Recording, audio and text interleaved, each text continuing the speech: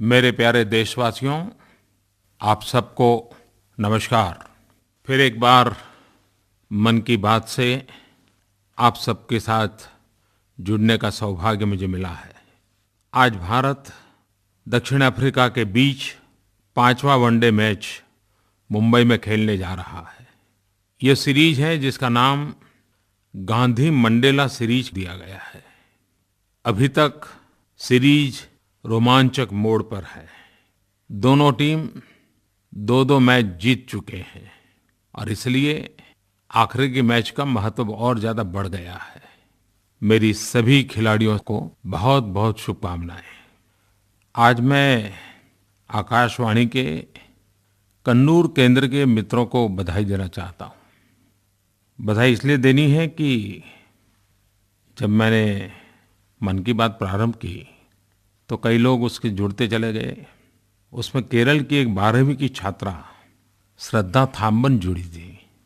कन्नूर केंद्र ने बाद में उसको बुलाया और एक समारोह आयोजित किया और काफ़ी कुछ फीडबैक का माहौल बना, एक अपनापन का भाव बना और एक 12वीं कक्षा में पढ़ने वाली श्रद्धा की इस जागरूकता को कन्नूर के आकाशवाणी केंद्र ने सराहा, उसको पुरस्कृत किया। कन्नूर आकाशवाणी केंद्र की इस बात से मुझे ही प्रेरणा मिल गई और मैं चाहूँगा कि देश भर में ऐसे आकाशवाणी केंद्र अगर अपने अपने इलाके में इस प्रकार से जागरूक और सक्रिय लोगों की तरफ उनका ध्यान जाएगा तो जन भागीदारी से देश चलाने का हमारा जो मकसद है उसको एक नई ताकत मिलेगी। और इसलिए मैं कन्नूर आकाशवाणी केंद्र के सभी साथियों को हृदय से बहुत बहुत अभिनंदन करता हूँ, बधाई देता हूँ। मुझे फिर से एक बार आज केरल की बात करनी है। केरल के चित्तूर के सेंट मेरी अपर प्राइमरी स्कूल की छात्राओं ने मुझे एक पत्र भेजा है। पत्र अनेक रूप से विशेष है। एक तो इन बालिकाओं ने अपने अंगूठे के निशान से भारत माता का एक चित्र बनाया है। बहुत बड़े कपड़े पर वो भारत माता का, भारत के नक्शे का वो चित्र मुझे भेजा है। पहले मैं हैरान था कि उन्होंने अपने अंगूठे के निशान से भारत का नक्शा क्यों बनाया, लेकिन जब मैंने उनका पत्र पढ़ा तो मुझे समझ आया कि कितना बढ़िया सिंबॉलिक संदेश उन्होंने दिया है। ये वो बालिकाएं हैं जिन्होंने सिर्फ प्रधानमंत्री को जागरूक करने का प्रयास किया, ऐसा नहीं है। वो अपने क्षेत्र में भी लोगों को जागरूक करने का प्रयास कर रहे हैं और उनका मिशन है अंगदान। ऑर्गन डोनेशन के लिए वे जन जागरूकता का अभियान चला रही हैं। उन्होंने अनेक स्थानों पर जाकर के नाट्य मंचन भी किए हैं ताकि लोगों में अंगदान की समझ फैले, अंगदान एक वृत्ति और प्रवृत्ति बने। इन बालिकाओं ने मुझे चिट्ठी में लिखा है कि आप अपनी मन की बात में ऑर्गन डोनेशन के विषय में लोगों से अपील कीजिए। महाराष्ट्र के करीब 80 वर्षीय वसंतराव सुड़के गुरुजी, वे तो हमेशा एक मूवमेंट चलाते रहते हैं। वो कहते हैं अंगदान को एक उत्सव बनाना चाहिए। इन दिनों मुझे फ़ोन कॉल पर भी काफ़ी संदेश आते हैं। दिल्ली के देवेश ने भी ऐसा ही एक संदेश मुझे दिया है। Devesh from Delhi. I'm very happy with the government's initiatives on the organ donation and the steps towards creating a policy on the same. The country really needs support in these times where people need to go out and help each other. Countries like China and Spain are very far ahead of us in terms of organ donation, and the ambitious target of 1 per million organ donations is a very proactive step taken by the government. ये विषय काफी महत्वपूर्ण है ऐसा मुझे लगता है। देश में प्रति वर्ष 2.5 लाख से भी अधिक किडनी, हार्ट और लीवर डोनेशन की जरूरत है, लेकिन 125 करोड़ के देश में हमें सिर्फ 5,000 ट्रांसप्लांट को ही सफल कर पाते हैं। हर साल 1 लाख आंखों की रोशनी की जरूरत होती है और हम सिर्फ 25,000 तक पहुंच पाते हैं। 4 आंखों की जरूरत हो, हम सिर्फ 1 दे पाते हैं। सड़क दुर्घटना में मृत्यु होने पर शरीर के ऑर्गन को डोनेट किया जा सकता है। कुछ कानूनी उलझनें भी बहुत हैं। राज्यों को भी इस दिशा में मार्गदर्शन करने का प्रयास हुआ है। कुछ राज्यों ने कागजी कार्यवाही को कम करके इसमें गति लाने का काफ़ी अच्छा प्रयास किया है। आज मैं कह सकता हूँ कि ऑर्गन डोनेशन अंगदान के क्षेत्र में तमिलनाडु अग्रिम पंक्ति में है। कई सामाजिक संस्थाएं, कई एनजीओज बहुत ही अच्छा काम इस दिशा में कर रहे हैं। ऑर्गन ट्रांसप्लांट को बढ़ावा देने के लिए national organ and tissue transplant organisation NOTTO की स्थापना की गई है। एक 24/7 हेल्पलाइन 1800-11-4770 ये भी सेवा उपलब्ध है। और हमारे यहाँ तो कहा गया है, तेन तकतेन भुंजी था, त्याग करने का जो आनंद होता है उसका बहुत उत्तम वर्णन तेन तकतेन भुंजी था इस मंत्र में है। पिछले दिनों हम सब ने टीवी पर देखा था कि दिल्ली के जीबी पंत हॉस्पिटल में एक गरीब ठेले वाला हॉकर, उसकी पत्नी का लीवर ट्रांसप्लांट किया गया और ये लीवर विशेष इंतजाम करके लखनऊ से दिल्ली लाया गया था और वो ऑपरेशन सफल रहा, एक जिंदगी बच गई। अंगदान महादान, तेन तकतेन भूंजी था, इस भाव को हम चरितार्थ करें और इस बात को हम अवश्य बल दें। प्यारे देशवासियों, अभी-अभी हमने नवरात्रि और विजयादशमी का पर्व मनाया और कुछ दिनों के बाद दीपावली का पर्व भी मनाएंगे। ईद भी मनाई, गणेश चतुर्थी भी मनाई। लेकिन इस बीच देश एक बहुत बड़ा उत्सव मनाने जा रहा है। हम सभी देशवासियों को गौरव हो, अभिमान हो। आने वाले 26 से 29 अक्टूबर भारत की राजधानी नई दिल्ली में इंडिया अफ्रीका फोरम समिट का आयोजन हो रहा है। भारत की धरती पर पहली बार इतने बड़े स्केल पर आयोजन हो रहा है। 54 अफ्रीकी देशों और यूनियनों के लीडर्स को आमंत्रित किया गया है। अफ्रीका के बाहर अफ्रीकन देशों का सबसे बड़े सम्मेलनों पैकी का यह एक सम्मेलन हो रहा है। भारत और अफ्रीका के संबंध गहरे हैं। जितनी जनसंख्या भारत की है उतनी ही जनसंख्या अफ्रीकन देशों की है और दोनों की मिलाते तो हम दुनिया की 1/3 जनसंख्या है। और कहते हैं लाखों वर्ष पहले यह एक ही भूभाग था, बाद में हिंद महासागर से ये 2 टुकड़े विभाजित हुए। हमारे बीच बहुत साम्यताएं हैं। भारत की जीव सृष्टि, अफ्रीका की जीव सृष्टि बहुत प्रकार से मिलती जुलती है। प्राकृतिक संसाधनों में भी हमारी काफी निकटता है और भारत के करीब 27 लाख लोग इन देशों में बहुत लंबे काल से बसे हुए हैं। भारत के अफ्रीकन देशों के साथ आर्थिक संबंध है, सांस्कृतिक संबंध है, राजनयिक संबंध है, लेकिन सबसे ज्यादा अफ्रीकन देशों की युवा पीढ़ी को प्रशिक्षित करने में भारत बहुत बड़ी अहम भूमिका निभाता है।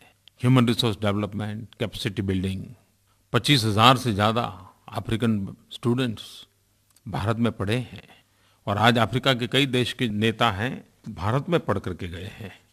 तो हमारा कितना गहरा नाता है और उस दृष्टि से ये समिट बड़ा महत्वपूर्ण है। आमतौर पर जब समिट होती है तब भिन्न-भिन्न देशों के मुखिया मिलते हैं।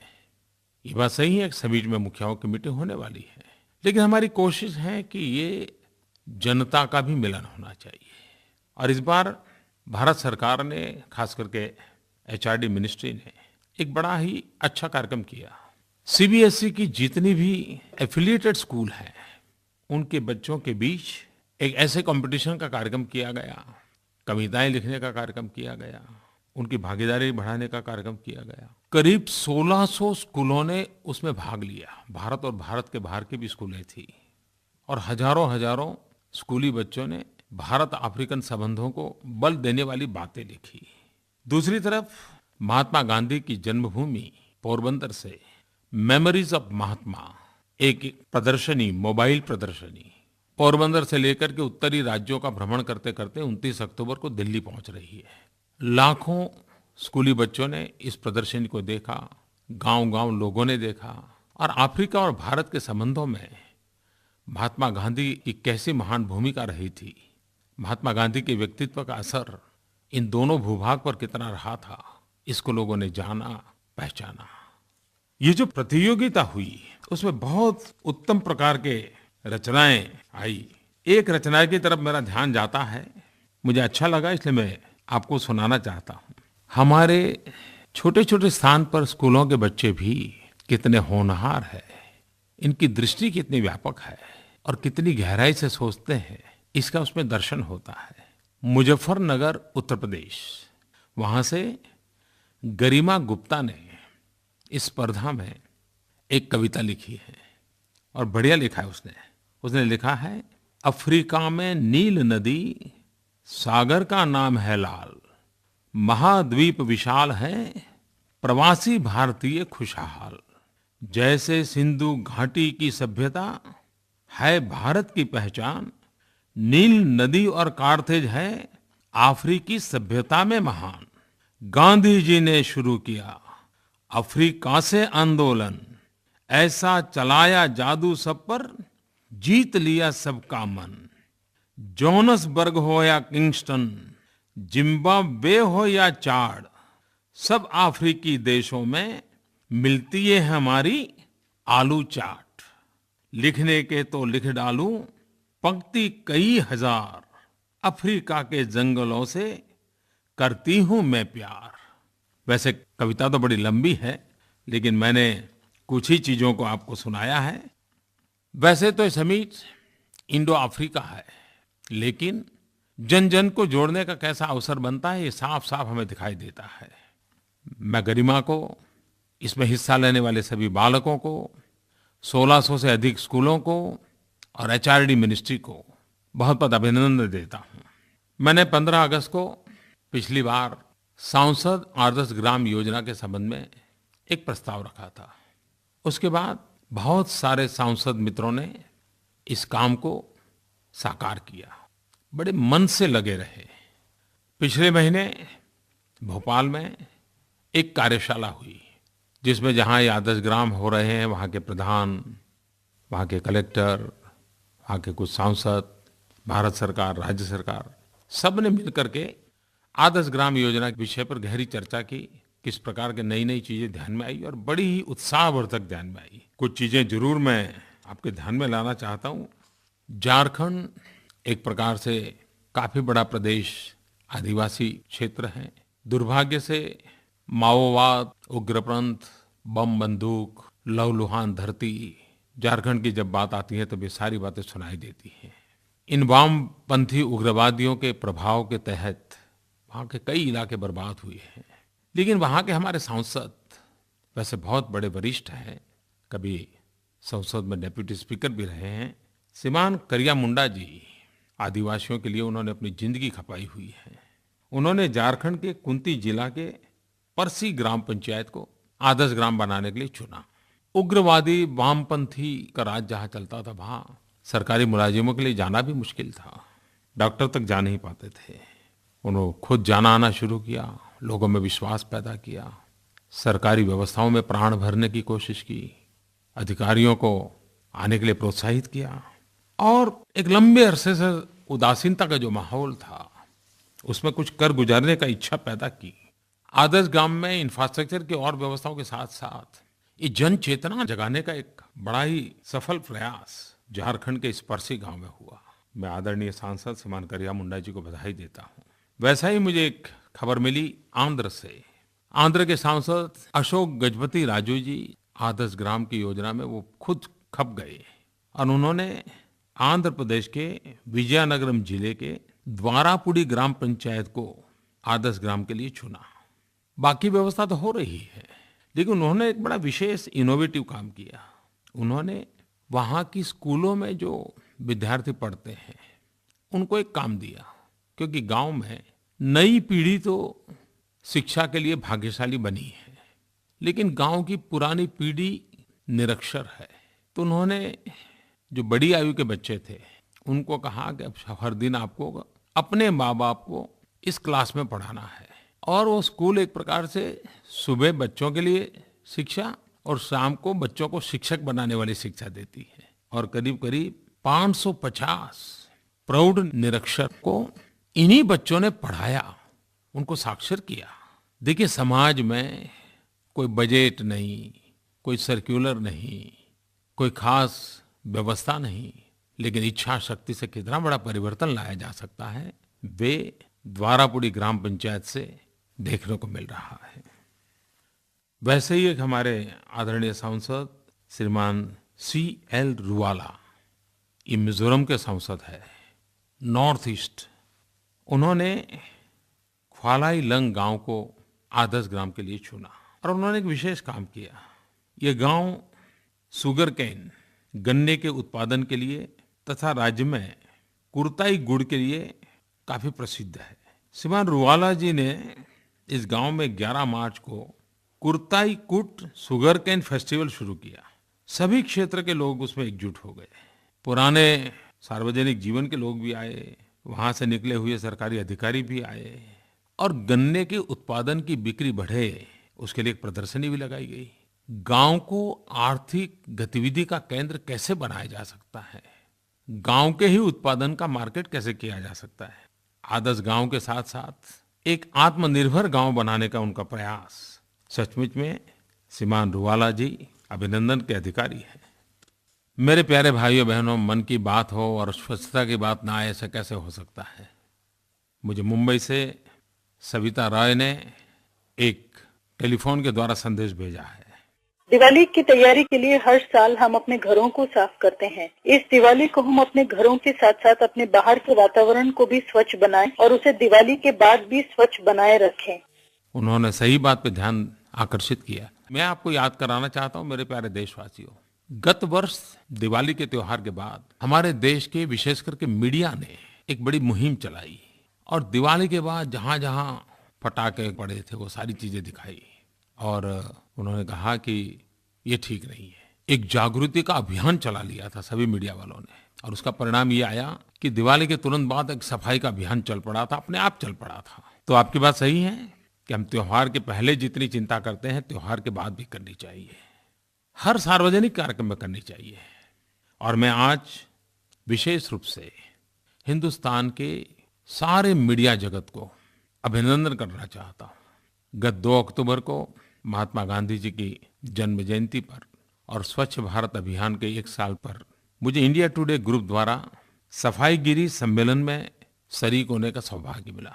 उन्होंने क्लीन इंडिया अवार्ड दिए और मैं भी देख रहा था कितने प्रकार की गतिविधि चल रही है, कैसे कैसे लोग इसके लिए अपने आप को वन लाइफ वन मिशन की तरह काम कर रहे हैं। हमारे देश में कैसे कैसे स्थान है जो इतना स्वच्छ रखा गया है, ये सारी बातें उजागर हुई और मैंने उस समय इंडिया टुडे ग्रुप के उस सराहनीय काम को हृदय से बधाई दी थी। वैसे जब से स्वच्छता अभियान का मिशन चला है मैंने देखा है कि आंध्र तेलंगाना से ईटीवी, ईनाडू और खास करके श्रीमान रामोजी राव, उनकी आयु तो बहुत है लेकिन उनका जो जुस्सा है वो किसी नौजवान से भी कम नहीं है और उन्होंने स्वच्छता को अपना एक पर्सनल प्रोग्राम बना दिया है, मिशन बना दिया है। ईटीवी के माध्यम से लगातार पिछले 1 साल से वो स्वच्छता के काम को प्रमोट कर रहे हैं, उनके अखबारों में उसकी खबरें रहती हैं और सकारात्मक खबरों पर ही वो बल दे रहे हैं स्वच्छता के समय में। और उन्होंने करीब करीब 55-56 हजार स्कूलों के लगभग 51 लाख बच्चों को आंध्र और तेलंगाना के अंदर इस काम में जोड़ा। सार्वजनिक स्थल हो, स्टेशन हो, धार्मिक स्थान हो, हॉस्पिटल हो, पार्क हो, कई जगह पे स्वच्छता का बड़ा अभियान चलाया। अब ये खबरें अपने आप में स्वच्छ भारत के सपने को साकार करने की ताकत के दर्शन देती है। एबीपी न्यूज ने ये भारत देश मेरा नाम से प्रोग्राम शुरू किया और उन्होंने लोगों में सफाई के प्रति कैसी जागरूकता आई है इसको हाईलाइट करके देशवासियों को प्रशिक्षित करने का काम किया। एनडीटीवी ने बनेगा स्वच्छ इंडिया नाम से मुहिम चलाई। दैनिक जागरण, उन्होंने भी लगातार इस अभियान को आगे बढ़ाया है। जी परिवार ने, इंडिया टीवी का मिशन क्लीन इंडिया, हमारे देश के सैकड़ों चैनल हैं, हजारों अखबार है, हर एक ने, मैं सबके नाम नहीं ले पा रहा हूं समय के अभाव से, लेकिन इस अभियान को चलाया है। और इसलिए सविता राय जी, आपने जो सुझाव दिया है, आज पूरा देश इस काम को अपना मान रहा है और उसे आगे बढ़ रहा है। मेघालय से वहाँ के हमारे राज्यपाल श्रीमान शंमुगनाथन, उन्होंने मुझे एक चिट्ठी लिखी है और चिट्ठी लिख करके मुझे मेघालय के मावल्यन नोंग गांव का जिक्र किया है। उन्होंने लिखा है कि पिछले कई वर्षों से इस गांव ने स्वच्छता का एक बीड़ा उठा के रखा हुआ है और करीब करीब हर पीढ़ी इस स्वच्छता के विषय में पूरी तरह समर्पित है। और कहते हैं कि आज से कुछ वर्ष पहले उनको एशिया का क्लीनेस्ट विलेज के रूप में अवार्ड मिला था। ये सुनकर के मुझे खुशी हुई कि हमारे देश में दूर सुदूर नॉर्थ ईस्ट में मेघालय में भी कोई गांव है जो सफाई के क्षेत्र में कई वर्षों से लगा हुआ है।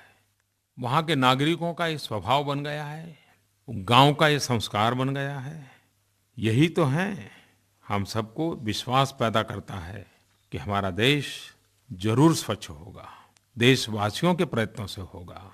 और 2019 में जब हम महात्मा गांधी के 150वीं जयंती मनाएंगे, तब हम सीना तान करके गौरव से 125 करोड़ देशवासी कह पाएंगे, देखिए हमने हमारी भारत माता को गंदगी से मुक्त कर दिया।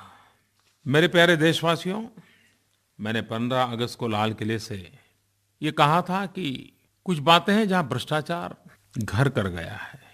गरीब व्यक्ति जो छोटी छोटी नौकरी के लिए जाता है, किसी की सिफारिश के लिए नहीं, पता नहीं क्या क्या उसको कष्ट झेलने पड़ते हैं, और दलालों की टोली कैसे कैसे उनसे रुपये हड़प लेती है।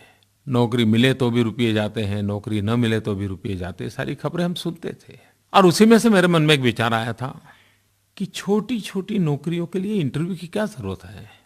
मैंने तो कभी सुना नहीं है कि दुनिया में कोई ऐसा मनोवैज्ञानिक है जो 1 मिनट 2 मिनट के इंटरव्यू में किसी व्यक्ति को पूरी तरह जांच लेता है।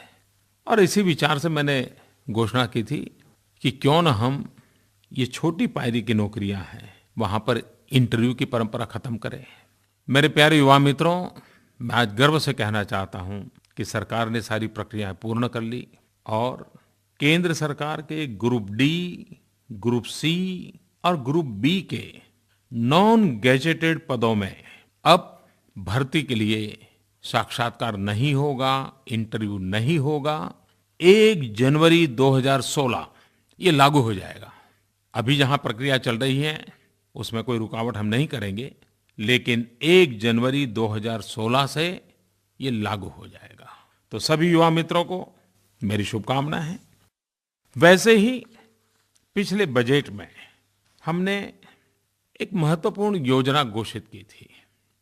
हमारे देश में सोना एक प्रकार से सामाजिक जीवन का हिस्सा बन गया है। गोल्ड आर्थिक सुरक्षा का माध्यम माना गया है। संकट समय की चाबी गोल्ड माना गया है। अब ये समाज जीवन में सदियों से आ रही परंपरा है।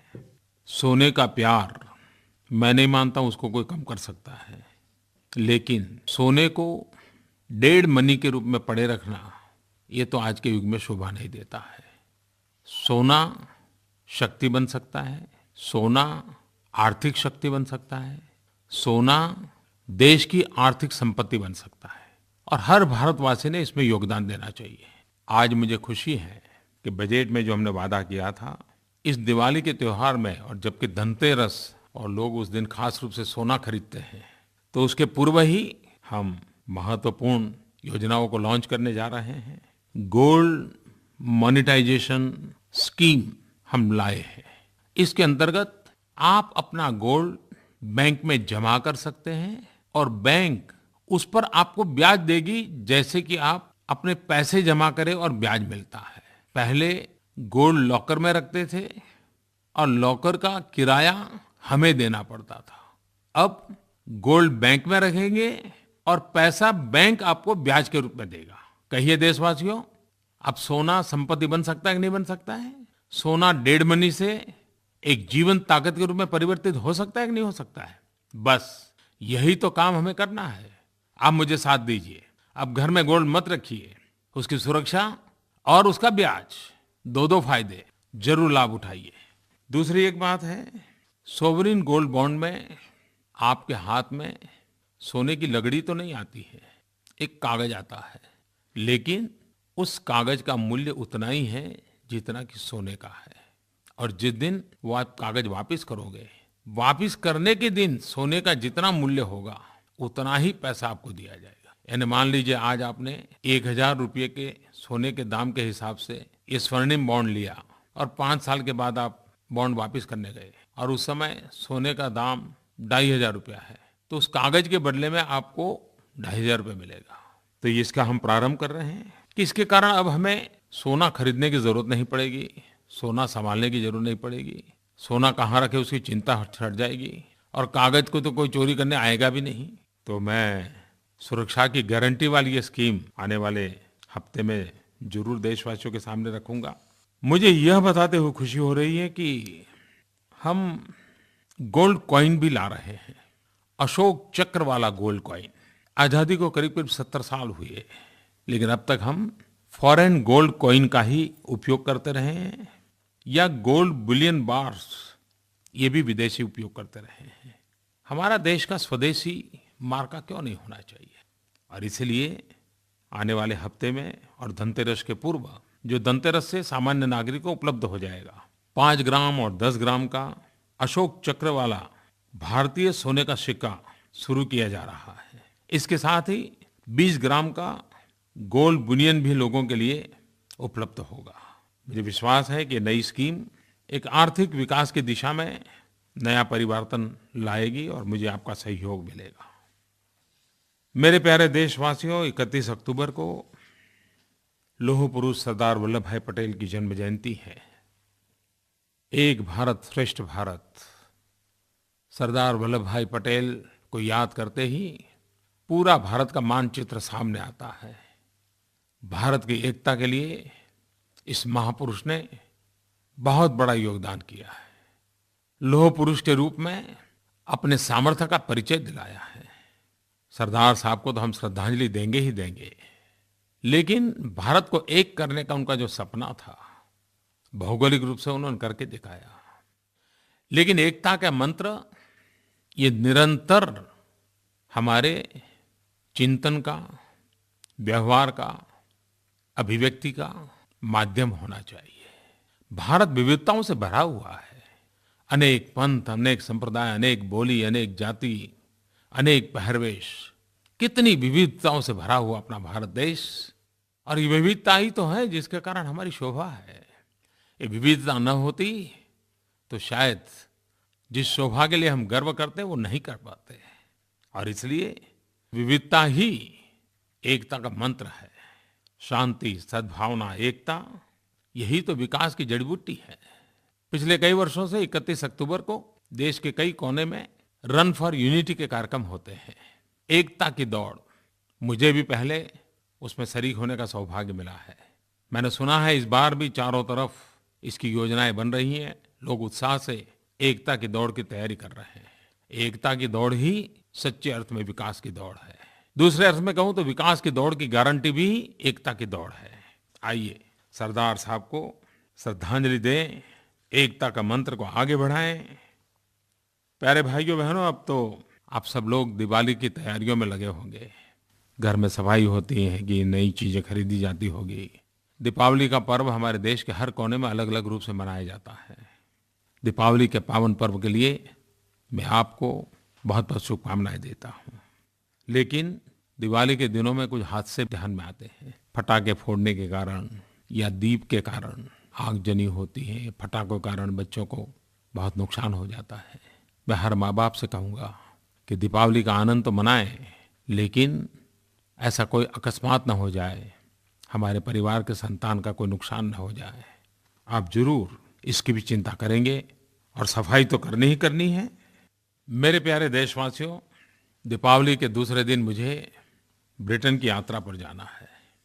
मैं इस बार ब्रिटेन की मेरी यात्रा के लिए बहुत रोमांचित हूँ और उसका एक विशेष कारण है। कुछ सप्ताह पूर्व मैं मुंबई में बाबा साहब आम्बेडकर के चैत्य भूमि के पास एक भव्य स्मारक का शिलान्यास करने गया था। और अब मैं लंदन में, जहाँ डॉक्टर बाबा साहब आम्बेडकर रहते थे, वो घर अब भारत की संपत्ति बन गया है। 125 करोड़ देशवासियों का प्रेरणा स्थान बन गया है। उसको विधिवत रूप से उद्घाटन करने के लिए मैं जा रहा हूँ। दलित हो, पीड़ित हो, शोषित हो, वंचित हो, पिछड़े हो, कठिनाइयों से जिंदगी गुजारा करने वाले किसी भी भारतीय के लिए बाबा साहब आम्बेडकर का ये भवन इस बात की प्रेरणा देता है कि अगर इच्छा शक्ति प्रबल हो तो संकटों को पार करके भी अपने जीवन को आगे बढ़ाया जा सकता है, शिक्षा प्राप्त की जा सकती है। और यही जगह है जिस जगह पे बैठ के बाबा साहब अम्बेडकर ने तपस्या की थी। भारत सरकार भी और राज्य सरकारें भी समाज के इस प्रकार के वर्गों को, दलित हो, आदिवासी हो, पिछड़े हो, ऐसे होनहार बच्चों को स्कॉलरशिप देती हैं जो विदेश पढ़ने जाते हैं। भारत सरकार भी होनहार दलित युवक युवतियों को प्रोत्साहन देती है। मुझे विश्वास है कि जब ब्रिटेन में भारत के ऐसे हमारे बालक पढ़ने जाएंगे तो बाबा साहब आम्बेडकर का ये स्थान उनके लिए तीर्थ क्षेत्र बन जाएगा, प्रेरणा भूमि बन जाएगा। और जीवन में कुछ सीखना, लेकिन बाद में देश के लिए जीना, ये संदेश ही तो बाबा साहब आम्बेडकर ने दिया, जी करके दिया। और इसलिए मैं कह रहा हूँ कि मेरी ब्रिटेन की यात्रा में मैं एक विशेष रोमांचित हूँ। कई वर्षों से विषय प्रश्न उलझा पड़ा था और अब वो भवन 125 करोड़ देशवासियों की संपत्ति बनता हो, बाबा साहब आम्बेडकर का नाम जुड़ा हो, तो मेरे जैसे लोगों को कितना आनंद होगा इसका आप अंदाज लगा सकते हैं। मुझे लंदन में एक और अवसर भी मिलने वाला है, भगवान बसवेश्वर की प्रतिमा का अनावरण। अनेक वर्षों पहले भगवान बसवेश्वर ने लोकतंत्र के लिए, एम्पावरमेंट ऑफ विमेन के लिए जो काम किए थे, वो दुनिया का एक सचमुच में अध्ययन करने वाला पहलू है। लंदन की धरती पर भगवान बसवेश्वर की प्रतिमा का लोकार्पण, ये अपने आप में सदियों पहले भारत के महापुरुष कैसा सोचते थे, कितना लंबा सोचते थे, उसका एक उत्तम उदाहरण है। तो आप जानते हैं कि जब ऐसी घटनाएं जुड़ी हो तो हम सभी देशवासियों का मन रोमांचित हो उठता है। मेरे प्यारे देशवासियों, मन की बात के साथ आप जुड़े रहते हैं, टेलीफोन के द्वारा, mygov.in के द्वारा आपके सुझाव मुझे मिलते रहते हैं। आपके पत्रों की बाद में आकाशवाणी पर चर्चा भी होती है, सरकारी अधिकारियों को बुला करके चर्चा होती है, कुछ लोग अपनी समस्याएं लिखते हैं, समस्याओं का समाधान करने का भी प्रयास होता है। भारत जैसे देश में हमें अनेक भाषाओं को सीखना चाहिए। कुछ भाषाएं तो मुझे सीखने का सौभाग्य मिला है, लेकिन फिर भी इतनी भाषाएं हैं कि मैं कहाँ सीख पाया नहीं। लेकिन फिर भी मैं आकाशवाणी का आभारी हूँ कि इस मन की बात को रात को 8 बजे हर एक राज्य की प्रादेशिक भाषा में वो प्रसारित करते हैं। भले वो आवाज़ किसी और की हो, लेकिन बात तो मेरे मन की होती है। आपकी भाषा में आप तक पहुँचने का भी रात को 8 बजे जरूर प्रयास करूँगा। तो एक अच्छा हम लोगों का नाता जुड़ गया है। पिछले समय मैं 1 वर्ष पूर्ण कर रहा था, आज हम नए वर्ष में प्रवेश कर रहे हैं। मेरे प्यारे देशवासियों को फिर एक बार बहुत बहुत शुभकामनाएं। जय हिंद।